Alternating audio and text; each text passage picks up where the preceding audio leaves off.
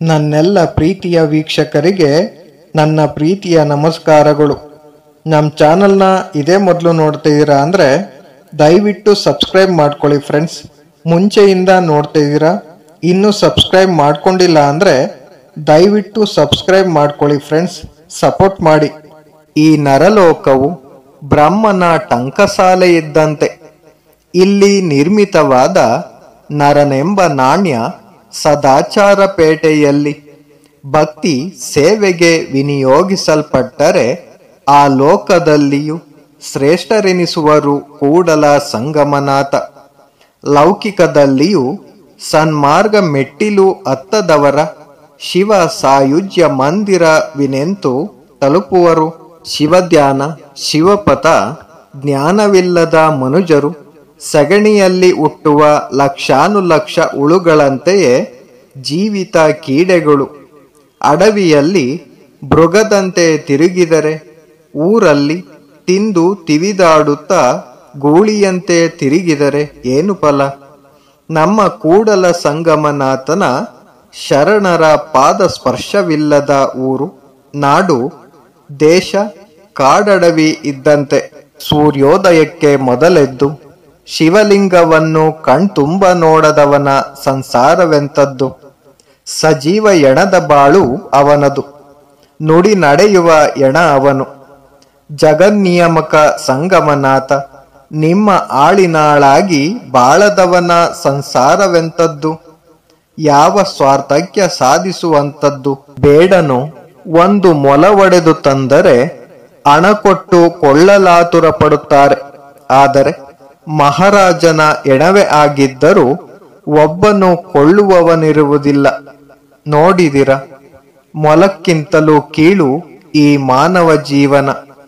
ಈ ಜೀವನ ಪಾವನವಾಗಿಸಿಕೊಳ್ಳುವುದಕ್ಕಾಗಿ ಕೂಡಲ ಸಂಗಮನಾಥನನ್ನು ಮನಪೂರ್ವಕ ನಂಬು.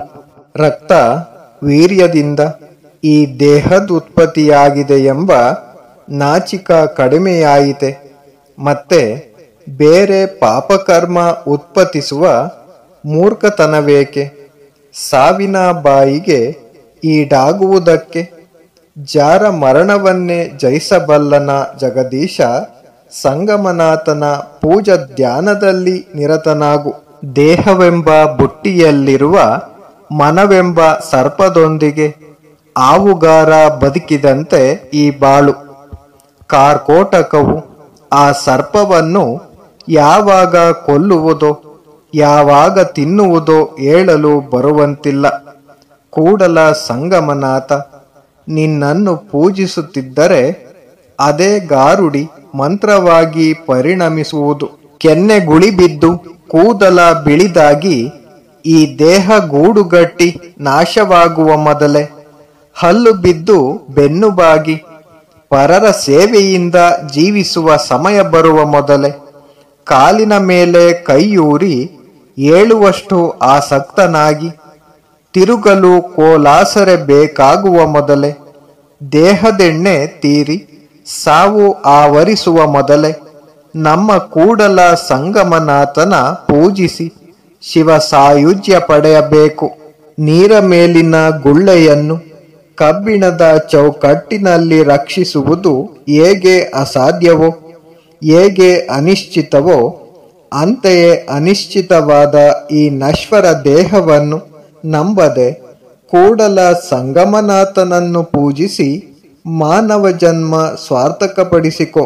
ತನ್ನ ಗೂಡು ಬಂದರುವೆಂದು ನಂಬಿ ಓದುವುದರಲ್ಲೇ ದಿನ ಕಳೆಯುವ ಗಿಳಿಯಂತೆ ನಿನ್ನ ದೇಹ ಪಂಜರದಳಿಯನ್ನು ಅರಿಯದ ಮನೆಮಠ ಮಡದಿ ಮಕ್ಕಳ ಲೀಲಜಾಲದಲ್ಲಿ ಸಿಲುಕಿ ಸಾಯಬೇಡ.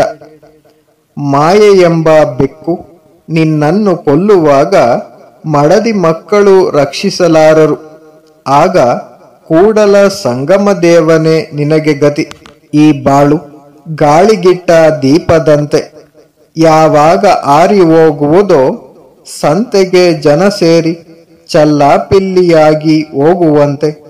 ದ್ರವ್ಯದ ಸ್ಥಿತಿ ಅನಿಶ್ಚಿತ, ನಶ್ವರವಾದ ಇಂಥ ಬಾಳು ಸಂಪತ್ತು ನೆಚ್ಚಿ ಕೆಡದೆ ನಮ್ಮ ಕೂಡಲ ಸಂಗಮನಾಥನನ್ನು ಎಡಬಿಡದೆ ಪೂಜಿಸಿ ಸಂಸಾರ ಸಫಲವಾಗಿಸಿಕೊ.